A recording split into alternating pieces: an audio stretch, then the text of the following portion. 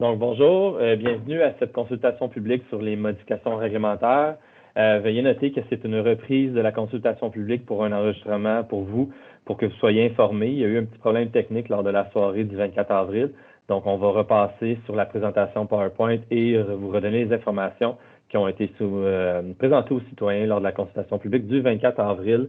Il y a eu quelques personnes en ligne et quelques personnes sur place. Donc, évidemment, on n'aura pas la période de questions qui va être présentée, malgré qu'elle est dans le PowerPoint. Là, on ne va pas la passer. Je n'ai pas pu inviter les citoyens qui étaient là cette soirée-là. Donc, on présente aujourd'hui les modifications réglementaires qui sont faites dans le cadre du pôle santé. En gros, là, la présentation qu'il y a eu le soir du 24 avril, il y avait la présentation des diverses modifications et des périodes de questions pour les personnes dans la salle et les personnes en question. Comme je mentionnais, elle n'aura pas lieu aujourd'hui. Donc, les modifications réglementaires visent à modifier 5 règlements, excusez-moi. Donc, le plan d'urbanisme, le règlement de zonage, le règlement de lotissement, le règlement de plan d'aménagement d'ensemble qu'on appelle le PAE et le règlement sur le plan d'implantation et d'intégration architecturale qu'on appelle le PIA.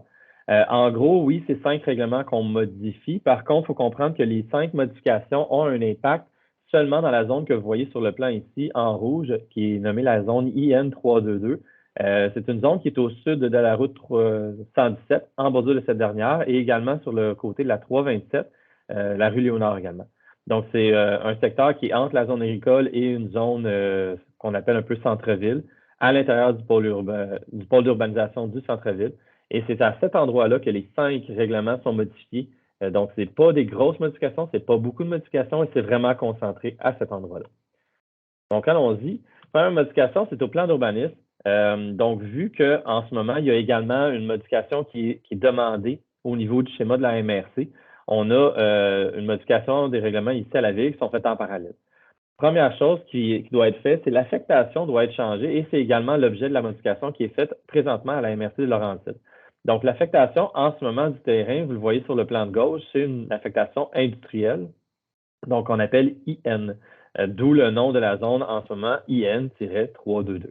Donc, la modification qu'on fait en premier lieu, c'est de la mettre dans une affectation centre-ville, donc CV, ce qui va avoir un peu plus loin comme impact de changer également le nom de la zone. Donc, ça fait un retrait des références à ce secteur comme un secteur industriel. Dans le plan d'urbanisme, il y a quelques endroits où ça dit que ce secteur-là est voué à un développement industriel. Si je ne me trompe pas, on parlait d'un parc d'industrie technologique, etc. Mais vraiment, la vocation maintenant, c'est d'aller vers le centre-ville pour avoir plus d'affectation, des choses qui fit un peu mieux dans le centre-ville, qui s'intègrent mieux dans le centre-ville de Saint-Jovite, donc avec d'autres usages qui vont suivre, et c'est ça qu'on va vous présenter aujourd'hui. Donc, prochaine modification, c'est dans le plan d'aménagement d'ensemble, le lotissement et le zonage. On a fait une diapositive pour les deux. Donc, première chose, la modification, c'est le règlement sur les PAE. En ce moment, il y a dans ce terrain-là l'obligation de développer ça en un secteur industriel de la route 117, donc d'avoir un traitement particulier, un règlement particulier qui s'applique et qui dit comment un peu le développer. Par contre, c'était quelque chose qui était fait de un, en vertu du schéma d'aménagement qui est en train d'être changé, et de deux, pour une vocation industrielle, ce qu'on ne vise plus. L'autre chose, c'est dans le règlement de lotissement et du zonage, il y a en ce moment une exemption de frais de parc lorsqu'il y a un lotissement sur le terrain pour l'usage industriel. Encore une fois, on ne va pas vers l'usage industriel, donc c'est vraiment logique dans ces deux règlements de retirer l'exemption des frais de parc, vu qu'on ne vise plus de développement industriel dans ce secteur-là. Prochain règlement, c'est le zonage. C'est là le plus intéressant de la modification, je pourrais dire le plus détaillé, évidemment, c'est le règlement de zonage. Donc, on voit ici, là, à gauche et à droite, la zone n'a pas changé de limite. Donc, les limites de la zone sont identiques. C'est vraiment seulement le nom que je mentionnais dès le début. IN 322 deviendrait CV 322. Ça fait en sorte qu'il y a comme modification une abrogation de la grille. Donc, on retire l'ancienne grille IN 322 qui permettait des usages industriels et on la remplace par la nouvelle grille CV322. Et dans cette grille-là, en ce moment, c'est assez rudimentaire, c'est qu'on vient autoriser l'usage d'un centre local de services communautaires, communément appelé CLSC, avec des normes particulières. Par exemple, là, il y a des normes sur la superficie minimale des bâtiments qui est un petit peu plus grosse que ce qui était prévu, vu l'ampleur des bâtiments de CLSC que ça le serait, par exemple. On a aussi la taille des lots qui est un petit peu diminuée pour permettre un lotissement de plusieurs lots avec plusieurs bâtiments dans le futur possiblement. Il y a également les espaces naturels, le pourcentage est un peu augmenté dans ce secteur-là. Puis il y a aussi le nombre d'étages qui est à 2,5, ce qui est pas très, très haut vu la 117 et le terrain qui est un petit peu plus bas que la 117. Donc, c'est ça les modifications et c'est simplement un CLSC qui est là en ce moment. C'est sûr que quand on parle d'un pôle santé, il peut y avoir d'autres usages éventuellement. Par contre, en ce moment, la modification vise seulement à autoriser l'usage CLSC dans ce secteur-là, dans cette zone-là, et à ouvrir un peu le règlement pour placer les pions pour les prochaines choses qui pourraient être demandées. Par contre, le traitement doit être fait à l'interne ici.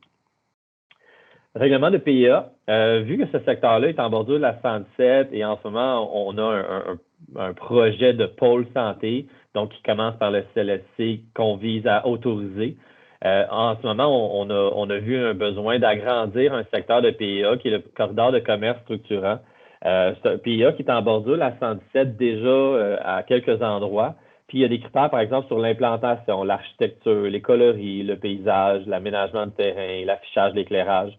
Bref, c'est des choses qui sont des objectifs que ce PIA-là, ce PIAA, ça rajoute beaucoup de et ça fait en sorte que ça a, par exemple, l'exigence d'avoir une bande paysagère en bordure de la 117. Donc, c'est un PIA qui va faire un aménagement qui est bien intégré au secteur et qui vient aussi à être agréable en ce bordure de cet axe routier de la 117. Là.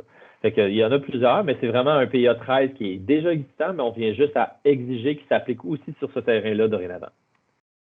Donc, c'était les modifications réglementaires. Comme je mentionnais tantôt, c'est assez court parce que c'est quelques articles dans 5 règlements. Ça fait 5 règlements modifiés. Oui, ça fait 5 projets de règlement, plusieurs choses à changer, mais il y a dans chaque règlement juste quelques articles à changer. Donc, c'est pour ça que c'est assez court. L'échéancier, donc, on a ici l'adoption du projet de règlement qui a déjà été fait en séance du 4 avril. C'est vraiment une séance spéciale, extraordinaire, comme on appelle. Le 24 avril, il y a eu la présentation de la consultation publique devant des gens en présence dans la salle de l'Hôtel de Ville et également en ligne, qui est la reprise en ce moment qu'on vous refait. Le 25 avril, il y avait déjà eu, le lendemain matin, excusez-moi, l'adoption du second projet de règlement de zonage qui était déjà dans une séance extraordinaire du conseil municipal. Là, je pense que c'était le matin, si je ne me trompe pas, le 25 avril. Le 26 avril, qui était le jour suivant, il y a eu la publication de l'avis suite au deuxième projet pour l'approbation référendaire. Donc, pour les gens qui se demandent, là, on dit dans le jargon PHV, est-ce que c'est personnel à voter, référendum, etc., etc. Je vous invite à consulter l'avis public qui est déjà publié depuis le 26 avril. Le 8 mai, on vise l'adoption des règlements. Évidemment, comme c'est écrit en parenthèse, c'est s'il n'y a pas de demande de référendum ou pas d'opposition à ce projet-là. Et la dernière date, c'est un gros bloc, c'est entre mai et juillet 2023. Il y aurait l'entrée en vigueur du règlement de zonage et des autres règlements. C'est en fonction de la MRC. La MRC Laurentide, comme je mentionnais, est en modification de son schéma dans le but de permettre ces usages-là sur ce secteur-là. Et elle dépend de plusieurs ministères. Hiérarchiquement, là, on est la ville, on a en haut de nous, on a la MRC Laurentide et en haut de elle, il y a plein de ministères à travers la province qui peuvent avoir des mots à dire sur des modifications. Il y a des délais à respecter, des choses comme ça. Donc, c'est pour ça qu'on a mis entre mai et juillet, dépendant, là, quand on reçoit l'autorisation de la MRC, dire c'est conforme, parfait, nous, ça rentre en vigueur. C'est pour ça que la dernière date est un petit peu plus large. Évidemment, l'approbation référendaire, comme je mentionnais, les articles 2 à 5 et les paragraphes, les deux paragraphes, de l'article 6, en gros, c'est dans le règlement de zonage, il y a des dispositions qui sont susceptibles d'approbation aux personnes habiles de voter, approbation référendaire. Donc, encore une fois, pour bien comprendre ça c'est un texte qui summarise comment c'est fait. Je vous invite à consulter l'avis qui a été publié le 26 avril pour savoir comment faire si jamais vous voulez voir si vous êtes une personne qui peut se prononcer contre ce projet-là ou en faveur et comment le faire. Période de questions, évidemment, comme je mentionnais, on ne l'aura pas aujourd'hui vu que là, je n'ai pas les personnes ici, mais c'était sommairement la présentation de la consultation publique qui a eu lieu le 24. Et désolé encore pour le petit souci technique de la web diffusion. Par contre, il y a eu des gens qui étaient en personne et on a quand même eu, je pense, seulement une question. En gros, la question, c'était plus une personne qui voulait savoir est-ce que le projet fait en sorte qu'il y a un CLSC qui s'en venait. Et notre réponse, ça lui avait été simplement de lui dire, ben, le CLSC, on vise à autoriser à ce qu'il s'en vienne, mais on n'est pas en train de dire qu'un CLSC s'en vient à 100%. On est juste en train de permettre, du côté réglementaire, de l'avoir s'il veut s'installer là. Donc, je pense que c'était ça la question. Et l'autre question, c'était les voisins, c'était qui? Donc, c'est pour ça que je disais, au sud, il y a une zone agricole. À l'est, il y a une zone un peu plus commerciale. Au nord, il y a il y a la 117 et une autre zone plus centre-ville commerciale ou résidentielle. Et à l'ouest, il y a une zone agricole encore une fois. Puis il y a la rivière qui est juste là. Fait que c'était tout. Donc, je vous remercie pour votre attention et bonne fin de journée.